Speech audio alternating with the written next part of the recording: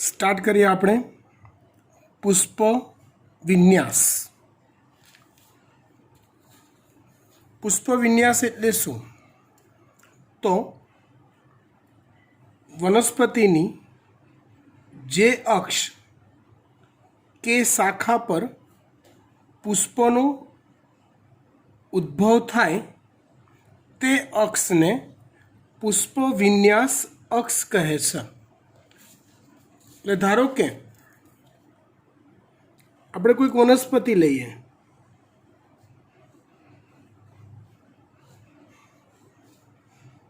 એમાંથી ઉદ્ભવતી શાખાઓ છે,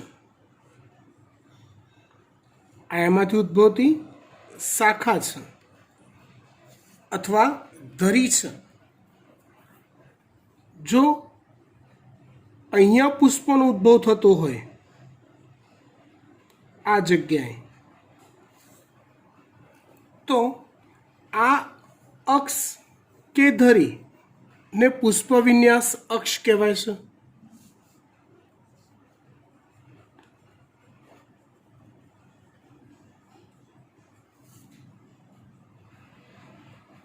ટૂંકમાં જે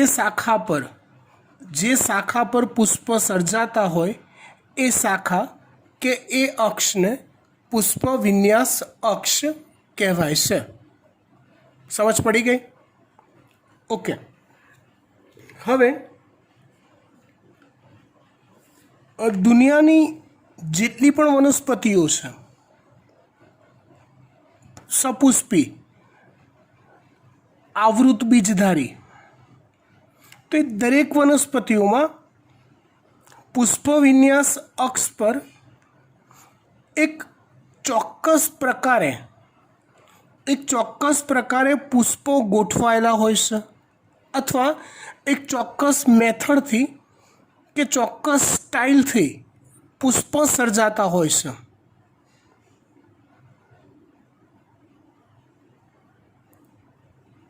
જેને પુષ્પ વિન્યાસ કહે છે। ઇન શોર્ટ, પુષ્પ વિન્યાસ અક્ષ પર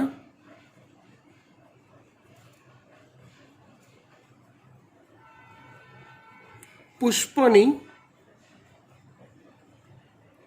ગોઠવણને પુષ્પ વિન્યાસ કહે છે।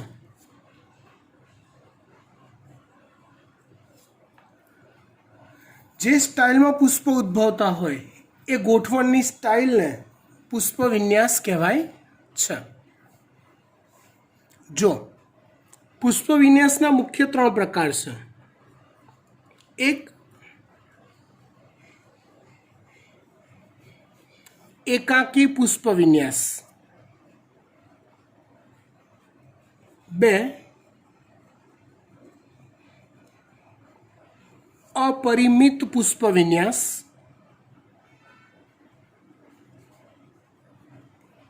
અને 3 परिमित पुष्प विन्यास। एकाकी पुष्प विन्यास, अपरिमित पुष्प विन्यास અને परिमित पुष्प विन्यास। આકૃતિમાં જોશો તો જ પરફેક્ટ ખબર પડશે, તો જ ચોપડીની વાક્ય રચના સમજમાં આવશે, બાકી નહીં ખ્યાલ આવે। એટલે પૂરું ધ્યાન આ બાજુ। ન ખબર પડે તો વિડીયો રિવાઇન્ડ કરીને ફરીવાર જોવાનો,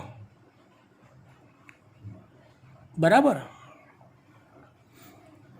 પુષ્પ વિન્યાસ અક્ષ એ પ્રકાંડની જ કોઈક શાખા છે કે જ્યાં પુષ્પ સર્જાય છે, રાઈટ? ધારો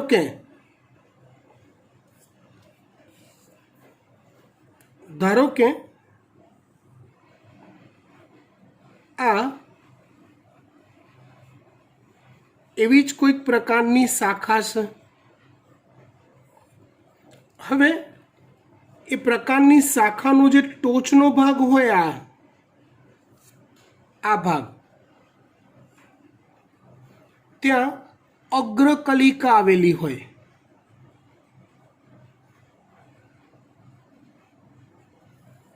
અથવા અગ્રીય વર્ધનશીલ પેશી હોય, જેને આપણે પ્રરોહાગ્ર કહીએ છીએ.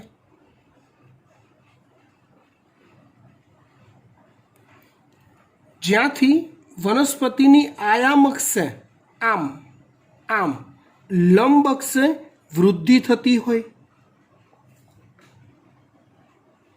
તો એ જે અગ્રકલિકા છે, એ જે અગ્રકલિકા છે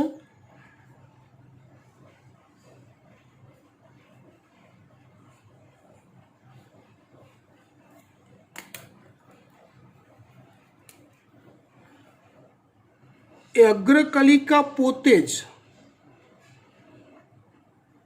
પુષ્પીય કલિકામાં ફેરવાઈ જાય. શેમાં ફેરવાઈ જાય? તો કે પુષ્પીય કલિકામાં, અથવા પુષ્પીય વર્ધનશીલ પેશીમાં ફેરવાઈ જાય, જે થોડી ઘણી આવી વૃદ્ધિ કરે, એની ટોચ પર પુષ્પ સર્જાય, પછી ગાંઠ પર, ખરેખર ગાંઠ પરથી પર્ણ સર્જાવા જોઈએ. પ્રકાંડમાં આવેલી ગાંઠ, તો એ ગાંઠ પરથી પર્ણ સર્જાવા જોઈએ, પણ એ ગાંઠ પરથી પણ પુષ્પ જ સર્જાતા હોય. એ ગાંઠ પરથી પણ પુષ્પ જ સર્જાતા હોય. તો એવા પુષ્પ વિન્યાસને એકાકી પુષ્પ વિન્યાસ કહેવાય છે. ફરી એકવાર ધ્યાનથી સમજો. નોર્મલી અગ્રકલિકા અથવા અગ્રીય વર્ધનશીલ પેશીમાંથી વૃદ્ધિ થઈ પ્રકાંડનો વિકાસ થાય, આમ જેમાં ગાંઠો બનતી જાય, બે ગાંઠની વચ્ચે આંતરગાંઠો આવતી જાય. આંતરગાંઠ એટલે બે ગાંઠ વચ્ચેનો વિસ્તાર, આ આંતરગાંઠ છે, આવી આંતરગાંઠ છે. એવી રીતે આગળ એ બધી રચનાઓ બનતી જવી જોઈએ, પણ એની જગ્યાએ એ અગ્રીય વર્ધનશીલ પેશી પુષ્પીય વર્ધનશીલ પેશીમાં ફેરવાઈ જાય. એ જે દંડ છે શાખાનો, એ ચપટો બની જાય. કેવો બની જાય? ચપટો. અને એમાં આવેલી ગાંઠોમાંથી પર્ણની જગ્યાએ પુષ્પનું સર્જન થાય. એના ટોચના ભાગે પણ પુષ્પનું સર્જન થાય. આવો પુષ્પ વિન્યાસ હોય તો એને એકાકી પુષ્પ વિન્યાસ કહેવાય છે. કયો પુષ્પ વિન્યાસ કહેવાય? એકાકી. ના ખબર પડે તો વિડીયો રિવાઇન્ડ કરીને જોવાનો, ફરીવાર સમજવા પ્રયત્ન કરવાનો.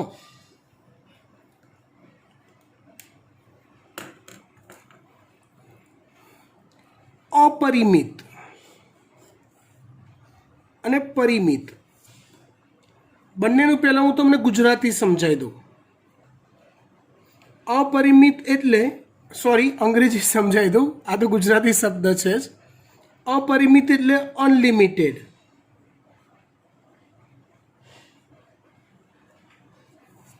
અને પરિમિત એટલે લિમિટેડ થાય.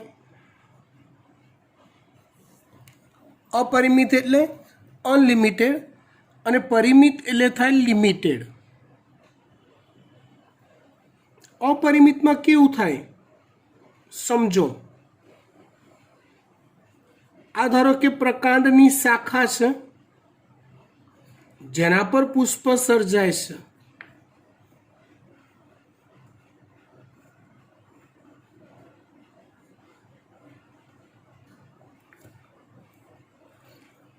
પુષ્પ એ અગ્રકલિકા પર ન સર્જાય. અહીંયા પુષ્પનું સર્જન ના થાય. પુષ્પ સર્જાય છે પાર્શ્વીય બાજુએથી, મતલબ ટોચ પર પુષ્પ ન સર્જાય. એ અગ્રકલિકા સતત વૃદ્ધિ પામ્યા કરે. શું થાય? અગ્રકલિકા સતત વૃદ્ધિ પામ્યા કરે અને પાર્શ્વ બાજુએથી એટલે કક્ષ કલિકાઓમાંથી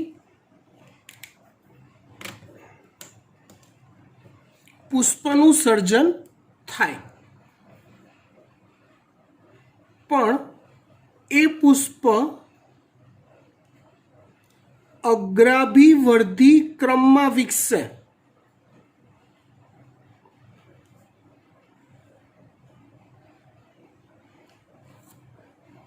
અગ્રાભિવર્ધી ક્રમમાં વિકસવું. અહીંયા જો મેં એક સેમ્પલ તો જેવું પુષ્પ બનાવ્યું છે, જે મોટું છે, આ નાનું છે, એનાથી નાનું છે, એનાથી નાનું છે. એનો અર્થ એવો ના હોય કે એનું પુષ્પ નાનું હોય, ના, આ મોટું તો થશે જ, પણ આખી અક્ષમાં આવેલા પુષ્પ પૈકી પહેલાં કયું મોટું થશે? તો કે અગ્રાભિવર્ધી ક્રમમાં, મતલબ જે કક્ષકલિકા અથવા જે ખૂણો પહેલો સર્જાયેલો હોય એમાંથી બનેલું પુષ્પ પહેલાં મોટું બનશે, પછી આમાંથી બનેલું પુષ્પ, પછી આમાંથી બનેલું પુષ્પ, પછી આમાંથી બનેલું પુષ્પ. એવું નહીં થાય કે પહેલાં અહીંયા પુષ્પ બની ગયું, મોટું થયું, પછી અહીંયા બનશે. ના, એવું ના થાય. હું શું કહેવા માગું છું? ધ્યાનથી સમજો શું કહી રહ્યો છું હું. તો અગ્રકલિકા પર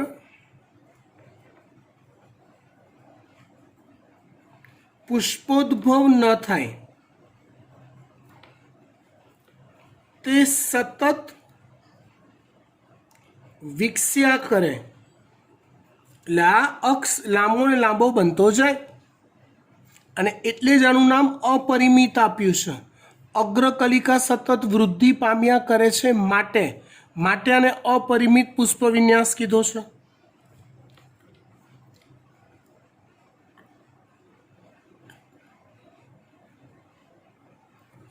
પુષ્પ વિન્યાસ અક્ષની એટલે કે શાખાની પાર્શ્વ બાજુએથી પુષ્પો અગ્રાભિવર્ધી ક્રમમાં વિકસે.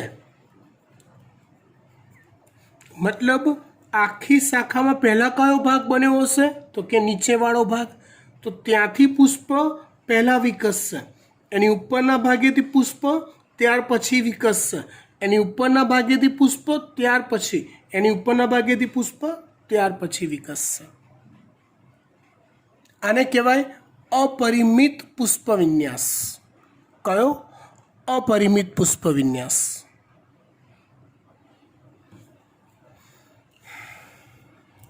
ત્યાર પછી વાત કરીએ પરિમિત પુષ્પ વિન્યાસની.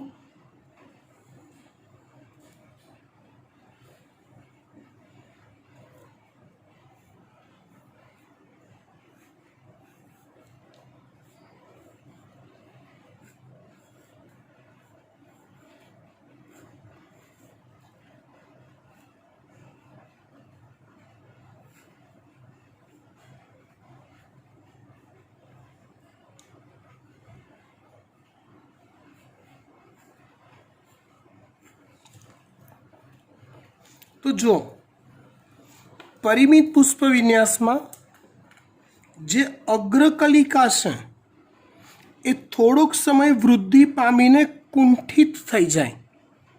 કુંઠિત થઈ જાય એટલે વૃદ્ધિ પામવાનું બંધ કરી દે. અગ્રકલિકા થોડોક સમય વૃદ્ધિ પામીને કુંઠિત થઈ જાય, મતલબ કે વૃદ્ધિ પામવાનું બંધ કરી દે. અને ત્યાં એટલે કે અગ્રકલિકા પર જ પુષ્પનો ઉદ્ભવ થાય. ક્યાં? અગ્રકલિકા પર જ પુષ્પનો ઉદ્ભવ થાય. અહીંયા પુષ્પનો ઉદ્ભવ અગ્રાભિવર્ધી ક્રમમાં નથી થતો, ઊંધો થાય છે. એટલે કે પહેલાં અહીંયા પુષ્પ સર્જાય, પછી અહીંયા, ત્યાર પછી સર્જાવાના હોય તો અહીંયા, પછી સર્જાવાના હોય તો અહીંયા. હા, સર્જાય ક્યાં?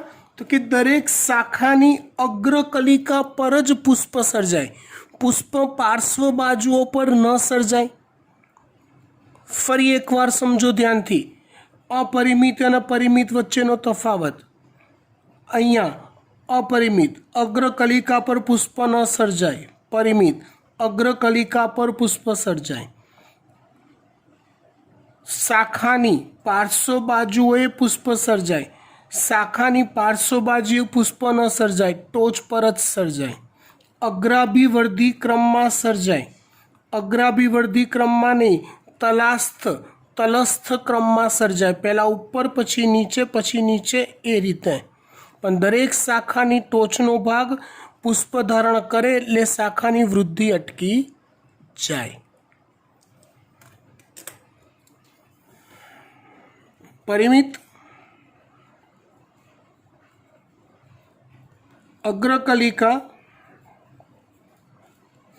थोड़ोक समय वृद्धि पामे અને ત્યાં જ પુષ્પોદ્ભવ થાય, અને ત્યાં જ પુષ્પોદ્ભવ થાય।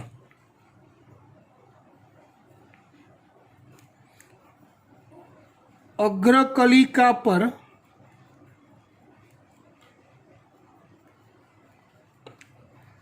તલસ્થ ક્રમમાં, એટલે અગ્રથી તલસ્થ ક્રમમાં, એટલે જે પછી વિકસ્યું હોય ત્યાં પહેલા પુષ્પોદ્ભવ થાય, પુષ્પ વિકસે તેને પરિમિત પુષ્પ વિન્યાસ કહેવાય છે। કેવો પુષ્પ વિન્યાસ કહેવાય છે? પરિમિત પુષ્પ વિન્યાસ કહેવાય છે। ખબર પડી ગઈ?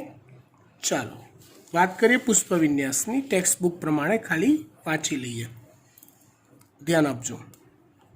વનસ્પતિની જે અક્ષ કે શાખા પર પુષ્પનો ઉદ્ભવ થાય તે અક્ષને પુષ્પ વિન્યાસ અક્ષ કહે છે। પુષ્પ વિન્યાસ અક્ષ પર પુષ્પની ગોઠવણને પુષ્પ વિન્યાસ કહે છે। પુષ્પ વિન્યાસ એટલે પુષ્પની ગોઠવણ ક્યાં? તો કે પુષ્પ વિન્યાસ અક્ષ પર। પુષ્પ વિન્યાસ અક્ષ એટલે શું? તો કે પ્રકારની જે શાખા કે જે ધરી પર પુષ્પ ઉદ્ભવતા હોય એ શાખા કે તે ધરી। પુષ્પ વિન્યાસના ત્રણ પ્રકાર છે, એકાકી, અપરિમિત અને પરિમિત। કયા ત્રણ પ્રકાર છે? એકાકી, અપરિમિત અને પરિમિત। વાત કરીએ એકાકી, જ્યારે પ્રરોહનો અગ્રીય વર્ધનશીલ પ્રદેશ આ પુષ્પીય વર્ધનશીલ ભાગમાં પરિણમે ત્યારે એકાકી પુષ્પ વિન્યાસ સર્જાય છે। અગ્રીય વર્ધનશીલ પ્રદેશ એ પુષ્પીય વર્ધનશીલ પ્રદેશમાં ફેરવાય ત્યારે એકાકી પુષ્પ વિન્યાસ સર્જાય છે, જેમાં આંતરગાંઠ વિસ્તરણ પામતી નથી, એ આમ પહોળી ના થાય અને અક્ષ સંકુચિત બને છે, આમ સાંકડો અને ચપટો બને છે। અક્ષ કેવો બને છે? સંકુચિત, સાંકડો અને ચપટો। આવી સંકુચિત અક્ષની ટોચના ભાગે તેમજ ક્રમિક ગાંઠ પરથી પર્ણોના બદલે, પર્ણો ઉદ્ભવવા જોઈતા હતા ગાંઠ પરથી, પણ એની જગ્યાએ પાર્શ્વીય રીતે પુષ્પીય બહિરુદ્ધ ભેદોના વિવિધ ઉપાંગો ઉદ્ભવે છે। બાપરે બાપ, આવું લખ્યું છે, બોલો। સાદી ભાષામાં કહીએ તો પુષ્પ ઉદ્ભવે છે। બહિર ઉદ્ભેદ એટલે બહારની તરફ ઉદ્ભવતા, વિકસતા। પુષ્પીય બહિરુદ્ભેદ એટલે પુષ્પના બહારની તરફ ઉદ્ભવતી રચનાઓ, જેને એના વિવિધ ઉપાંગો પણ કહેવાય। પુકેસર ચક્ર, સ્ત્રી કેસર ચક્ર, વજ્ર ચક્ર, દલ ચક્ર, આ બધા એના વિવિધ ઉપાંગો કહેવાય, એ સર્જાય છે। તો એને એકાકી પુષ્પ વિન્યાસ કહેવાય. અપરિમિત, મુખ્ય અક્ષ સતત વિકાસ પામે છે અને પાર્શ્વીય બાજુએ અનુક્રમિત અગ્રાભિવર્ધી ક્રમમાં પુષ્પ વિકસે છે. અગ્રકલિકા સતત વૃદ્ધિ પામે છે અને પાર્શ્વીય બાજુએ અગ્રાભિવર્ધી ક્રમમાં પુષ્પો વિકસ્યા કરે છે. પરિમિત, મુખ્ય અક્ષ પુષ્પમાં રૂપાંતરિત થાય છે જેથી તેની વૃદ્ધિ મર્યાદિત થાય છે. પુષ્પ તલાભિસારી ક્રમમાં વિકસે છે. મુખ્ય અક્ષ જ પુષ્પમાં વિકસિત થઈ જાય એટલે એની વૃદ્ધિ અટકી જાય. તલાભિસારી ક્રમમાં એટલે પહેલાં ઉપરના પછી નીચેના આ રીતે પુષ્પ વિકસે છે.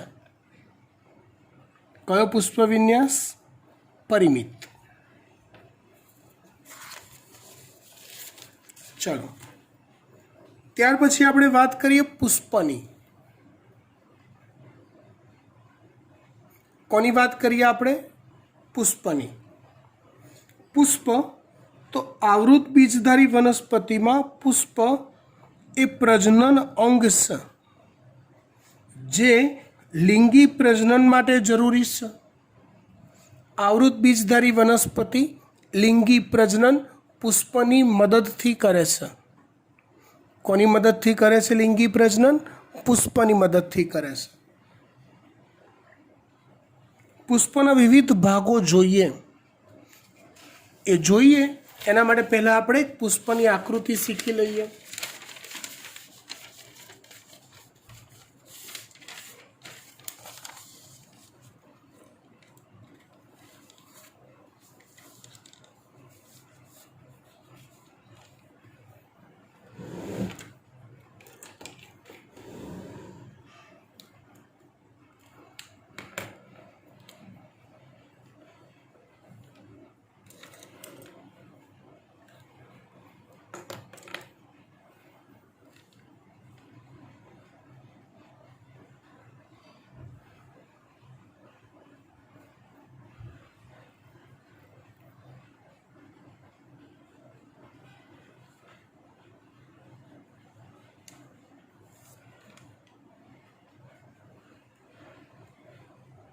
આકૃતિ હું કેવી રીતે દોરું છું એના પર ધ્યાન આપજો. તમારે પણ જાતે જ મોઢે જ દોરવાની છે આકૃતિ. ઓકે,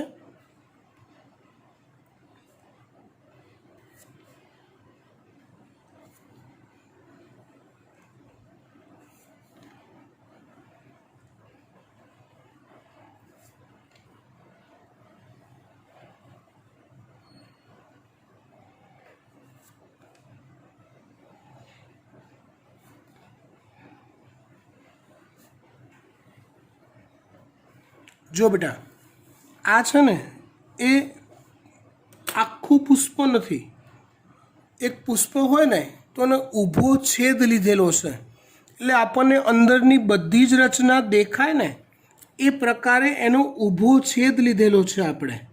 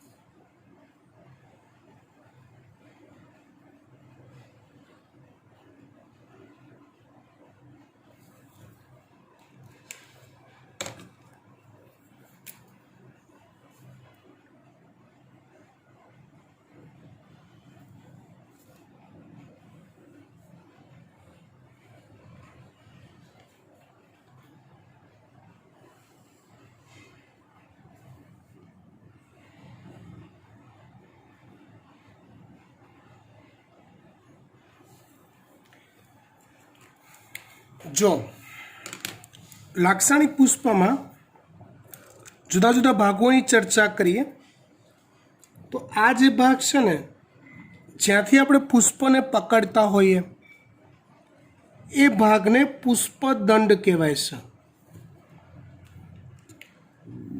એ ભાગને પુષ્પદંડ કહેવાય છે કે જ્યાંથી આપણે પુષ્પને પકડતા હોઈએ એ પુષ્પદંડનો ટોચનો ભાગ, આ ભાગ એ ફૂલેલો હોય છે અથવા પહોળો હોય છે, આસન જેવો, કે જેમાં પુષ્પના બાકીના જે ચક્રો છે, પુષ્પમાં ટોટલ 4 ચક્રો હોઈ શકે, સમજો બરાબર. તો બાકીના જે યુનિટ્સ જે છે પુષ્પના એ ભાગ પર સ્થાપિત હોય છે. તો એ ફૂલેલો જે ભાગ છે પુષ્પદંડની ટોચનો એને પુષ્પાસન કહેવાય છે. આ બધા નામ તમને પરફેક્ટ યાદ રહેવા જોઈએ. આ ચેપ્ટરમાં આગળ તમને આ બધા નામ બહુ જ ઉપયોગી થવાના છે. બરાબર. પુષ્પદંડ, એનો ટોચનો ફૂલેલો ભાગ પુષ્પાસન. હવે એ પુષ્પાસન પર પુષ્પના 4 ચક્રો ગોઠવાયેલા હોય. કેટલા ચક્રો? 4 ચક્રો. જેમાં સૌથી બહારનું જે ચક્ર છે લીલા કલર જેવું હોય, પાંદડા જેવું, એને કહેવાય છે વજ્ર ચક્ર. જે સૌથી બહારનું ચોથું ચક્ર કહેવાય. તમે યાદ કરો, પુષ્પ જ્યારે એના કળી સ્વરૂપમાં હોય, ખીલેલું ન હોય, ત્યારે વજ્ર ચક્ર એ ચારે બાજુથી પુષ્પને ઢાંકતું હોય, રાઈટ. એ વજ્ર ચક્રની અંદરના ભાગમાં દલ ચક્ર આવેલું હોય છે, પાંખડીઓ ધરાવતું ચક્ર, જે લાક્ષણિક પુષ્પનું 3જું ચક્ર કહેવાય છે. શું નામ છે એ ચક્રનું? તો કે દલ ચક્ર. સૌથી બહારનું ચક્ર વજ્ર ચક્ર, ત્યાર પછી અંદર હોય એ છે દલ ચક્ર. વજ્ર ચક્ર અને દલ ચક્ર બંને સહાયક પુષ્પ ચક્ર કહેવાય છે. કેમ કે પુષ્પ એ લિંગી પ્રજનન અંગ છે અને વજ્ર ચક્ર અને દલ ચક્ર એ લિંગી પ્રજનન કોષો ધરાવતા નથી. ખાલી ને ખાલી લિંગી પ્રજનન કરવામાં મદદરૂપ થતા ચક્રો છે, એટલે સહાયક પુષ્પ ચક્ર કહેવાય એને. ત્યાર પછી 3જા નંબરનું જે ચક્ર છે આ, જેને પુકેસર ચક્ર કહેવાય છે. બરાબર. એટલે બહારથી અંદરની તરફ જતા એ બીજા નંબરનું ચક્ર છે. એ નર પ્રજનન ચક્ર કહેવાય. સૌથી અંદરના ભાગે સ્ત્રી કેસર ચક્ર હોય છે.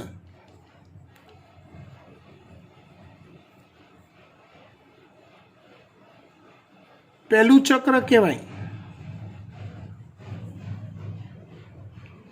માદા પ્રજનન ચક્ર છે. ખબર પડી? ઓકે. આટલા નામ નિર્દેશન તમને આવડવા જોઈએ. હવે કેટલાક પુષ્પ એવા હોય કે જેમાં સ્ત્રી કેસર ચક્ર પણ હોય અને પુકેસર ચક્ર પણ હોય. આની અંદર મેં જે પુષ્પો દોરી એમાં બંને ચક્રો છે. તો એવા પુષ્પને દ્વિલિંગી પુષ્પ અથવા ઉભયલિંગી પુષ્પ કહેવાય છે, કે જેમાં બંને ચક્રો હોય. કેટલાક પુષ્પ એવા હોય કે જેમાં સ્ત્રી કેસર ચક્ર હોય અથવા પુકેસર ચક્ર હોય, બંને ના હોય, ઓબ્લિક પુકેસર ચક્ર હોય કાં તો સ્ત્રી કેસર ચક્ર હોય, બંને ચક્રો ના હોય તો એને એકલિંગી પુષ્પ કહેવાય છે. તો એને કેવું પુષ્પ કહેવાય છે? એકલિંગી પુષ્પ કહેવાય છે.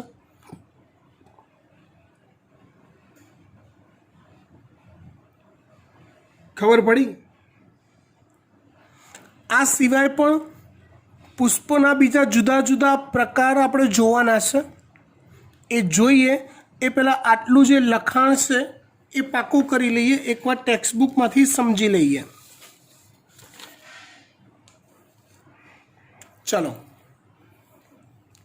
વાત કરીએ પુષ્પ. આવૃત બીજધારી વનસ્પતિમાં પુષ્પ એ પ્રજનન અંગ છે જે લિંગી પ્રજનન માટે જરૂરી છે. પુષ્પના વિવિધ ભાગો પ્રકારની જે ધરી કે અક્ષ પર પુષ્પનો ઉદ્ભવ થાય તેને પુષ્પદંડ કહે છે.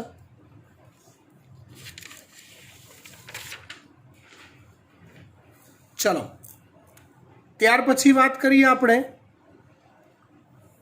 પુષ્પાસન.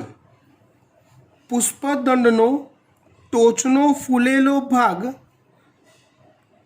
કે જેના પર પુષ્પના વિવિધ ચક્રો સ્થાપિત હોય છે એને પુષ્પાસન કહેવાય છે. વજ્રચક્ર પુષ્પનું સૌથી બહારનું ચક્ર છે.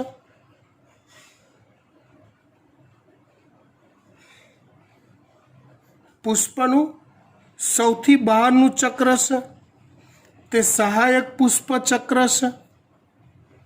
દલચક્ર વજ્રચક્રની અંદર આવેલું ક્રમિક ચક્ર છે પાંખડીઓવાળું, તે પણ સહાયક પુષ્પ ચક્ર છે. પુકેસર ચક્ર પુષ્પનું ત્રીજા નંબરનું ચક્ર, આ પહેલું, આ બીજું, આ ત્રીજું, તે નર પ્રજનન ચક્ર છે. સ્ત્રી કેસર ચક્ર પુષ્પનું ચોથા નંબરનું ચક્ર છે જે માદા પ્રજનન ચક્ર છે. હવે કેટલીક વનસ્પતિ એવી હોય છે કે જેમાં પુષ્પમાં વજ્રચક્ર અને દલચક્ર આવા બે અલગ અલગ ભાગ નથી પાડી શકાતા, બંને એક જ હોય. તમારે વજ્રચક્ર ગણવું હોય તો વજ્રચક્ર ગણો, દલચક્ર ગણવું હોય તો દલચક્ર ગણો, બંને એક જ હોય. તો આવા ચક્રને પરિપુષ્પ ચક્ર કહે છે.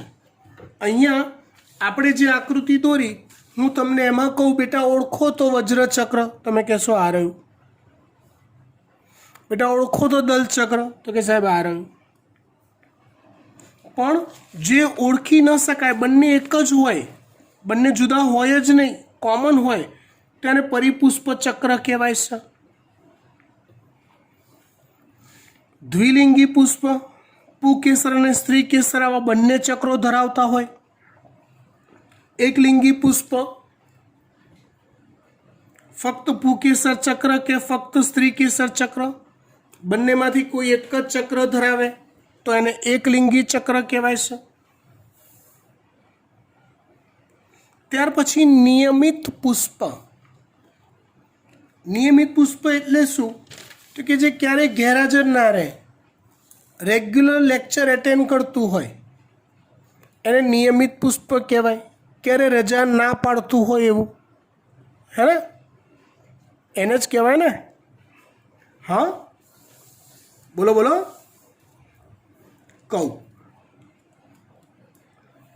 જો વાત કરીએ છીએ આપણે નિયમિત પુષ્પની.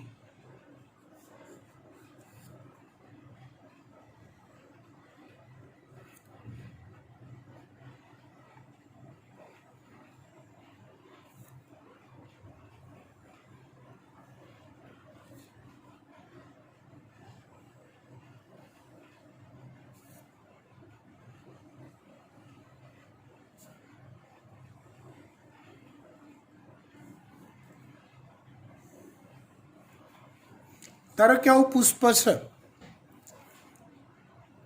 હવે પુષ્પની કોઈ પણ ત્રિજ્યા, પહેલાં પુષ્પનું કેન્દ્ર અથવા સેન્ટર પસંદ કરી લો. એ સેન્ટરથી કોઈ પણ ત્રિજ્યાએ XYZ તમે ધારો એ આમ, હા એ ત્રિજ્યા એ ધરી એ પુષ્પના સેન્ટરમાંથી પસાર થતી હોવી જોઈએ આમ. તો કોઈ પણ ધરીએથી તમે જુઓ તો પુષ્પને તમે બે સરખા ભાગ પાડી શકો. જે ભાગ પડે સરખા જ ભાગ પડતા હોય. અહીંથી પાડો આમ, ધારો કે આમ ભાગ પાડું છું હું, તો આ ભાગ અને આ ભાગ. કેન્દ્રમાંથી પસાર થતી કોઈ પણ ત્રિજ્યા લઈ લો, કોઈ પણ, અને જો પુષ્પને બે સરખા ભાગોમાં વહેંચી શકાતા હોય તેને નિયમિત પુષ્પ કહે છે.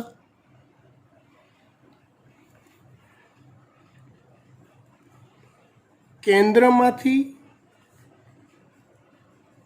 પસાર થતી ત્રિજ્યા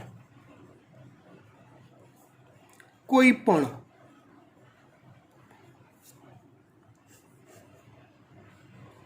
બે સમાન ભાગ તેને નિયમિત પુષ્પ કહેવાય, રેગ્યુલર. બીજો પ્રકાર છે અનિયમિત પુષ્પનો.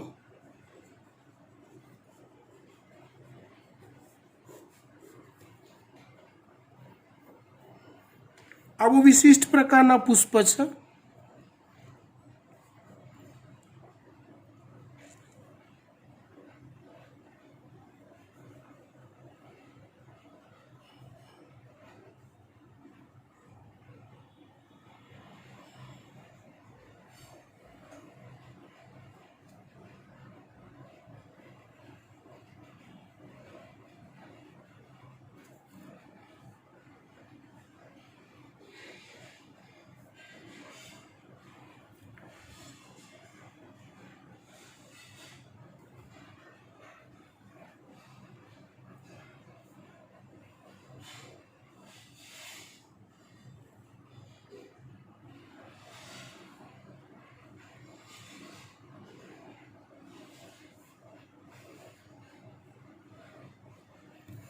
આવું પુષ્પ ધારો, તો આવા પુષ્પમાં આ એનું કેન્દ્ર ધારી લો.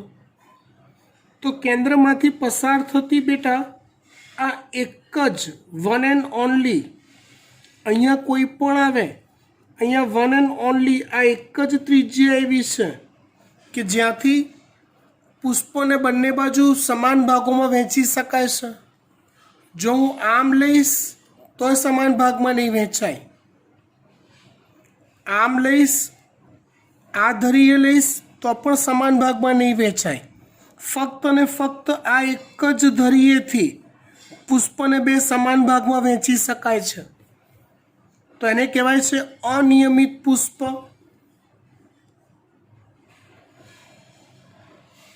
કેન્દ્રમાંથી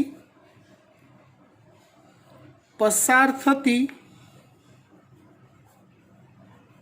કોઈ એક જ ધરીએથી કે ત્રિજ્યાએથી બે સમાન ભાગમાં વહેંચી શકાય, તો એને અનિયમિત પુષ્પ કહે છે. એવો ત્રીજો પ્રકાર આવે છે અસમમિતીય પુષ્પ. તો કે આ બંને કરતા અલગ, એક પણ ધરી કે એક પણ ત્રિજ્યા એવી ના હોય, એક પણ ધરી કે એક પણ ત્રિજ્યા એવી ના હોય કે જ્યાંથી પુષ્પને તમે જુઓ તો બે સરખા ભાગમાં વહેંચી શકાય. બધું આડું અવડું વાંકું ચૂકું અગડમ બગડમ તગડમ હોય, તો એવા પુષ્પને કહેવાય અસમમિતીય પુષ્પ. નિયમિત પુષ્પ,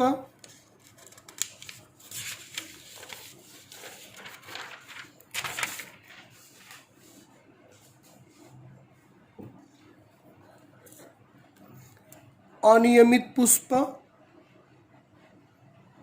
જ્યારે પુષ્પ કોઈ એક જ ચોક્કસ લંબ ધરીએથી બે સરખા ભાગોમાં વિભાજિત થઈ શકે, કોઈ એક જ ચોક્કસ લંબ ધરીએથી. અસમિતીય પુષ્પ, જ્યારે પુષ્પને કેન્દ્રમાંથી પસાર થતી કોઈ પણ લંબ ધરીએ બે સરખા ભાગોમાં વિભાજિત ન થઈ શકે, એવા બે ભાગ સરખા પડે જ નહીં, તો તેને અસમિતીય પુષ્પ કહેવાય. એના ઉદાહરણ આપેલા છે જે યાદ રાખવાના છે તમારે. ત્રિઅવયવી, ચતુરાવયવી, પંચાવયવી પુષ્પ, જ્યારે પુષ્પીય બહિરુદભેદ અનુક્રમે 3, 4 કે 5ના ગુણકમાં હોય, મતલબ વજ્રચક્રમાં આવેલા યુનિટ જેને કહેવાય વજ્રપત્ર એ 3 હોય, દલચક્રમાં આવેલા યુનિટને કહેવાય દલપત્ર અથવા પાંખડી, તે પણ 3 હોય, પુકેસર 3 હોય. દરેક યુનિટ 3, 3, 3 હોય તો એને ત્રિઅવયવી કહેવાય. 5, 5, 5 હોય તો પંચાવયવી કહેવાય. 4, 4, 4 હોય તો ચતુરાવયવી કહેવાય.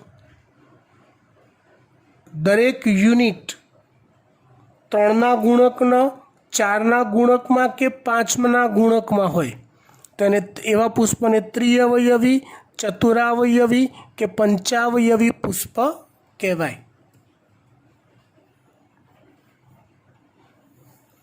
ત્યાર પછી નિપત્રી પુષ્પ, અનિપત્રી પુષ્પ.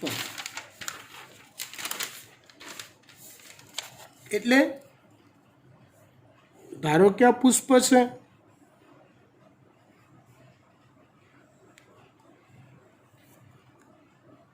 એ પુષ્પદંડ છે, તેના તલ ભાગે જો પર્ણ આવેલું હોય તો એવા પુષ્પને નિપત્રી પુષ્પ કહેવાય છે. અને એવું પુષ્પદંડ કે જેના તલ ભાગે પર્ણ ન હોય તેને અનિપત્રી પુષ્પ કહેવાય છે. તલભાગે પર્ણ હોય તો નિપત્રી પુષ્પ, તલભાગે પર્ણ ન હોય તો એને અનિપત્રી પુષ્પ કહેવાય છે. બરાબર? આટલે સુધી રાખીએ છીએ, વધુ આવતા અંકે. Thank you.